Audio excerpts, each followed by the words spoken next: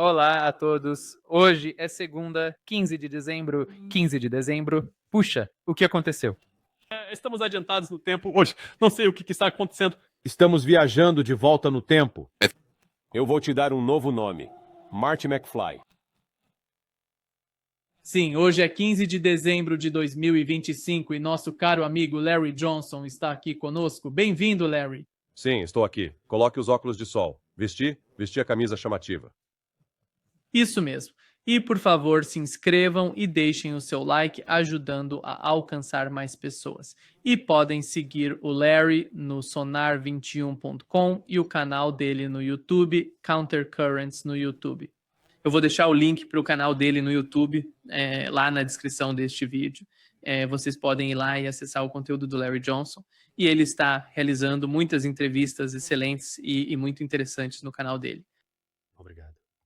Larry, deixe-me começar com o que aconteceu, sabe, nos dias 12 e 13 de dezembro. E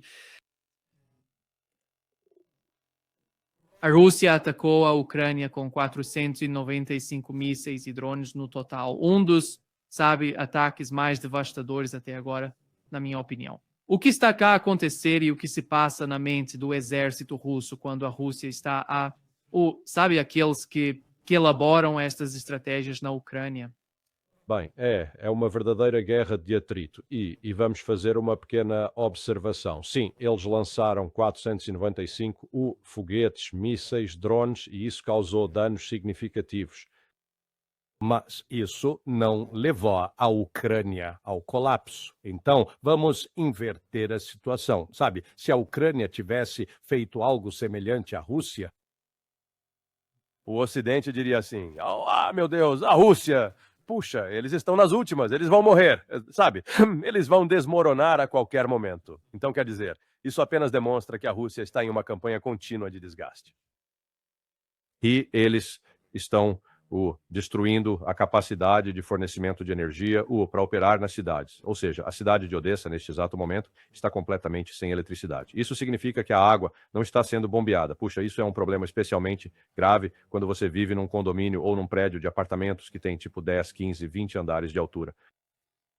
Chega a hora de dar descarga na privada, não tem descarga. Ou você vai ter que carregar baldes de água subindo vários lances de escada, porque o eleva. Quer dizer, isso simplesmente cria um fardo tão grande para as pessoas que elas vão começar a deixar a cidade. O quê? Eu acho que também pode agora fazer parte da estratégia russa, francamente, para forçar os cidadãos a sair dessas cidades para que possam atacar mais livremente. Bem, eu ouvi de alguns soldados russos que eles sentiam que, no passado, suas mãos estavam atadas por causa de ordens superiores para limitar os danos em áreas civis. E eles não estavam dizendo que, eles não se importavam em matar, eles queriam matar civis.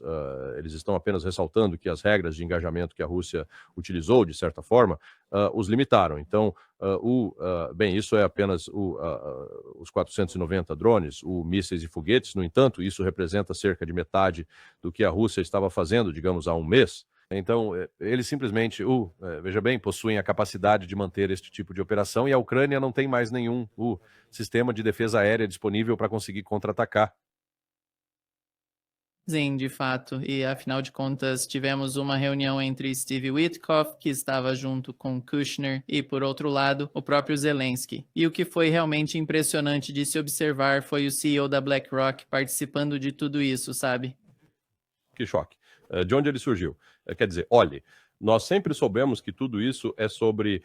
uma das coisas que eu disse repetidamente é que tudo isso é sobre dinheiro. A BlackRock, a investidora, fez uma aposta enorme de que iria colher lucros enormes da Ucrânia. Você sabe, você realmente pensaria que um sujeito como Larry Fink, que é bilionário, que eles de fato se sentariam e teriam feito um planejamento bem sólido, obtido informações concretas, feito um planejamento garantido que tivessem os dados certos? Não, eles compraram as histórias de pura balela que estavam sendo divulgadas. É verdade. Então, é meio irônico ver isso, mas não é Olha, não é a primeira vez que vejo um bilionário de Wall Street fazer alguma besteira. E só porque você pensa que eles são inteligentes? Ah, eu vi isso com Bill Ackman, num caso bem específico, com a sua aposta de venda a descoberto da Herbalife. Sabe, ele não.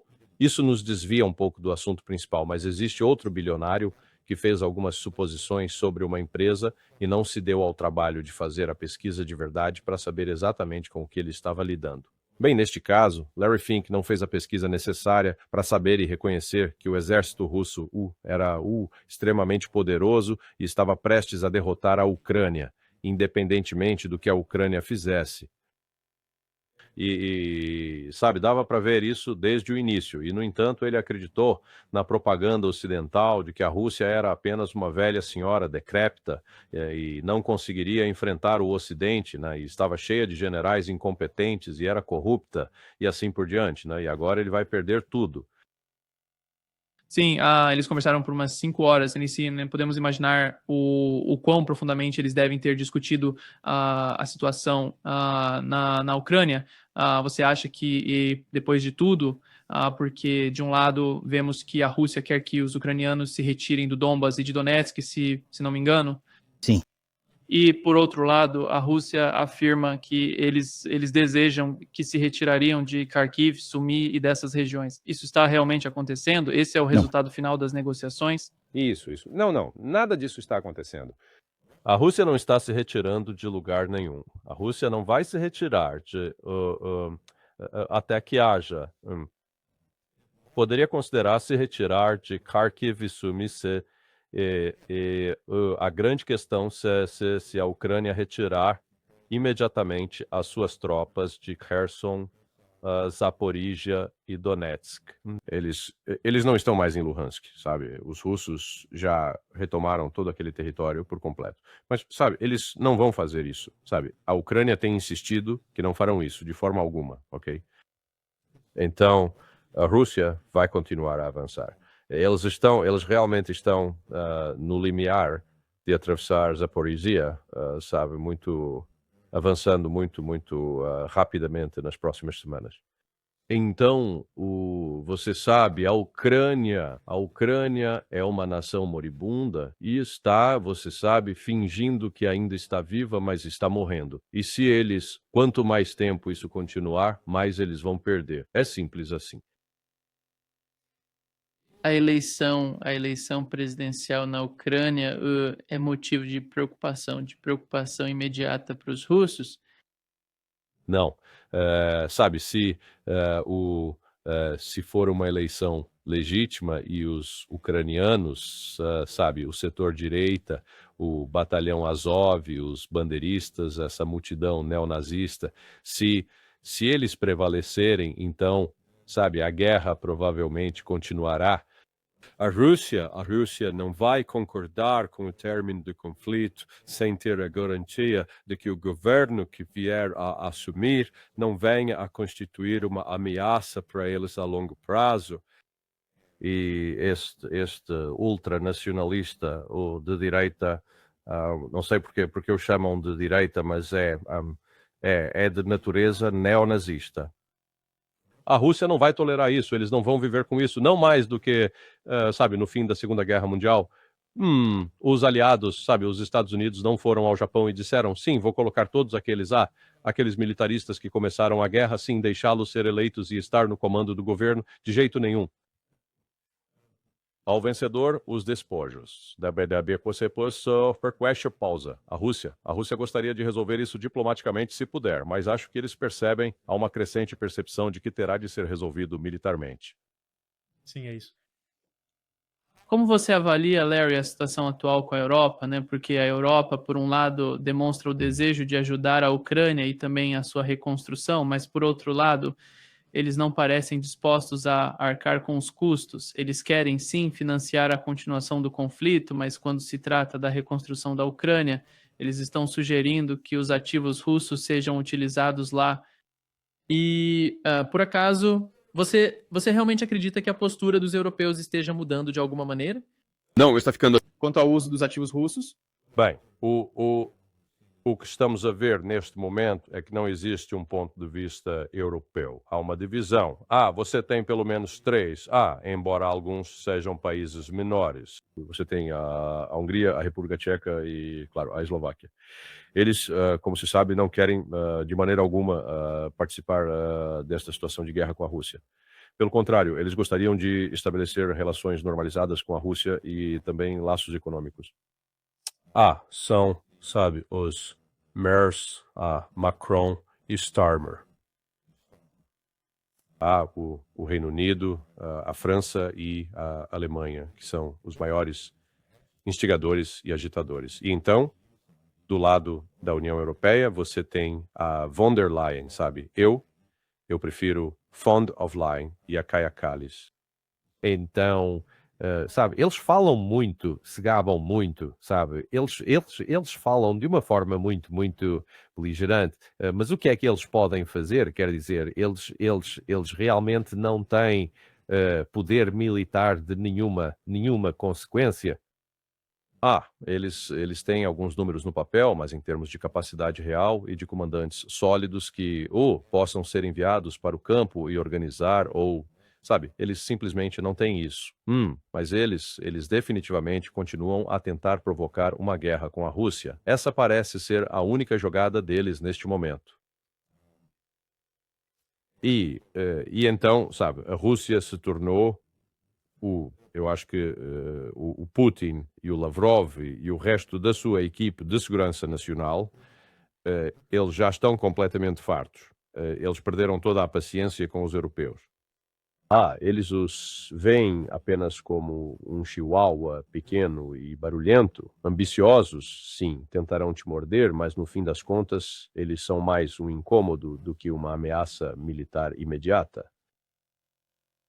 Sim, o que é positivo na administração Putin é que eles estão sempre dispostos a conversar, a negociar, e eles jamais diriam não à Europa, na minha humilde opinião. Se a Europa decidir mudar a sua postura em relação à Ucrânia, tem razão. ou talvez encontrar uma solução melhor para a Ucrânia, sabe? Eles estão conversando com os americanos e eles conversariam com os europeus se os europeus decidissem ir nessa direção. Sim, não, eu concordo, sim. Mas olha, a Europa está a cometer suicídio. Em vez de importar petróleo e gás baratos da Rússia, eles vão procurar fontes alternativas, o que vai aumentar significativamente o preço desse combustível, e o que isso se traduz em menos crescimento econômico.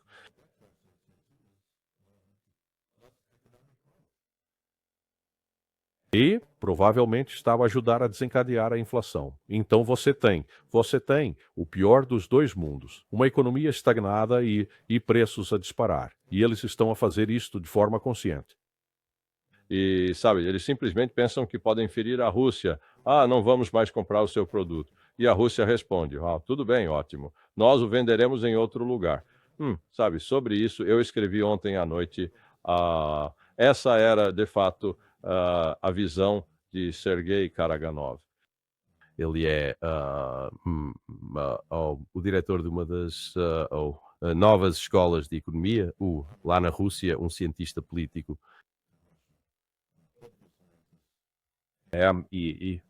Sabe, ele tem defendido com veemência essa virada para o Oriente, que basicamente ele diz, olha, nós passamos 300 anos tentando ser, sabe, bajular os europeus, tentando fazer parte da multidão europeia, sabe? Queremos fazer parte do clube deles. E os europeus não queriam, o resto da Europa não queria ter nada a ver com a Rússia, basicamente. Bem, sabe, essa arrogância, tipo, eles são só um bando de eslavos, sabe? Eles não são tão inteligentes, nem tão refinados, nem tão cultos quanto nós. E, na verdade, parte disso remonta àquela divisão, a divisão religiosa entre a Igreja Católica e a Igreja Ortodoxa. Bem, sabe, ambos são cristãos, mas, sabe, estão a lutar, e divididos por causa da interpretação do Espírito Santo, então, sabe, durante 300 anos, a Rússia tentou, por assim dizer, ingraciar-se e foi constantemente rejeitada, e então Karaganov diz, não, nosso futuro está no leste, nosso futuro está com a China, nosso futuro é desenvolver a Sibéria, A Rússia é um território vasto, com recursos naturais quase incalculáveis e forjando laços com a China, com a Índia, que são mais e mais propensos a ser, vamos chamar de, esforços de colaboração. É para lá que eles se estão a deslocar. E eles vão ignorar a Europa o melhor que puderem até esse ponto. Se a Europa decidir usar armas que possam ameaçar, sabe, armas nucleares que possam ameaçar a sobrevivência da Rússia, então verá a Rússia agir e agir decisivamente contra a Europa. Eles não vão. Sabe, agora, eles têm sido muito cuidadosos para tentar não matar cidadãos ucranianos, apesar da propaganda ocidental em contrário. Mas, se chegar a uma luta com a Europa, eles matarão civis europeus num piscar de olhos. Na verdade, quando analisamos a estratégia de segurança nacional, o ponto positivo é o reconhecimento da realidade na Europa, na Ucrânia, mas o negativo seria que eles ainda estão buscando o jogo de soma zero por parte dos Estados Unidos. Eles não enxergam que haja muita parceria e querem dominar, sabe? Certo. Será que isso vai realmente ajudar os Estados Unidos? Você mencionou este estrategista russo, o Karaganov, como você disse. Sim. Porque eu gostaria de ter uma ideia de o quanto do que acontece na Rússia é, sabe, reportado nos Estados Unidos. Ou eles não se importam com isso. Não. Rússia, onde é? Rússia. A única notícia sobre a Rússia no ZO é sempre negativa, sabe? Filas enormes de gasolina, lojas vazias, os militares. É a única coisa que é veiculada e muito, e principalmente, e isso é tudo, se me permite, propaganda ocidental. Há muito pouco interesse em sequer tentar explicar o que a Rússia realmente é, como é o seu povo, como é a sua cultura. Sabe, o americano comum ainda acredita que a Rússia é um país comunista. É tudo, menos isso. E há de facto uma divisão cultural muito, muito grande entre os Estados Unidos e a Rússia no que diz respeito à forma como os russos tendem a ver o mundo e a forma como eles trabalham com outros países. Enquanto, como você bem observou, os Estados Unidos têm um modelo que é construído sobre, eu diria, um modelo de exploração colonial. Sabe, o que podemos tirar dos outros, o que podemos, sabe, precisamos controlar, precisamos dominar. Esses outros países têm que fazer o que nós queremos que eles façam. Eles não podem simplesmente seguir o seu próprio caminho. Eles têm que estar sujeitos a nós.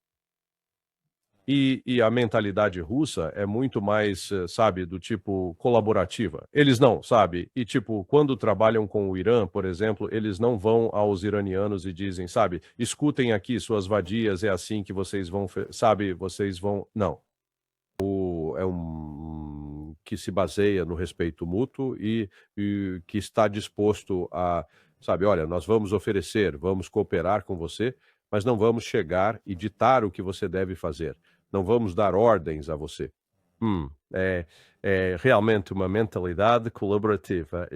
Eu escrevi sobre isso ontem à noite, a respeito de uma conversa que tive quando estava em Moscou, na semana passada, com o Vyacheslav Fetisov. Fetisov, ele é uma lenda no hockey russo, né? Um dos maiores jogadores de todos os tempos.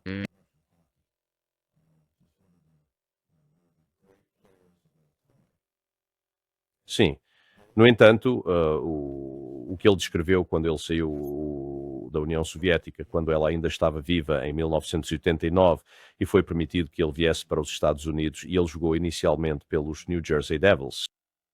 E quão chocado ele ficou pelo que ele chamou de abordagem ocidental, sabe, a abordagem canadense-americana ao hockey. Era tudo sobre o indivíduo, era tudo sobre, sabe, uma pessoa.